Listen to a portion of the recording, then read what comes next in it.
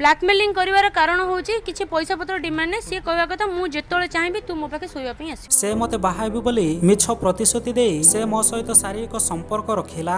शारीरिक संपर्क रखिबा बेले से मोर नग्न फोटो उठेइतिला ता निज मोबाइल रे।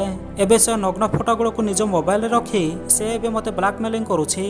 से मते कहूछि मु जेते बेले डाकिबी तू मो सहित सोइबा पई आसीबू, जदि न आसीबू ताहेले तोर नग्न फोटो सबू सोशल मीडिया रे भाइराल कर देबी।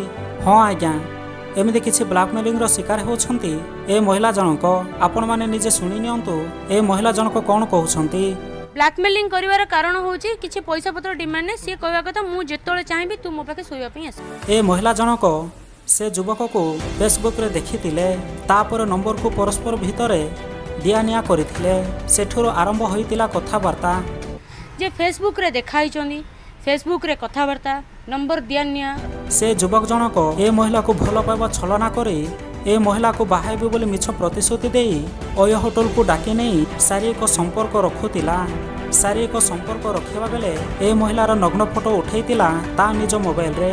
से नग्न फोटो गुड़ो को निज मोबाइल रे रखी ए महिला को एबे ब्लैकमेलिंग करूछि।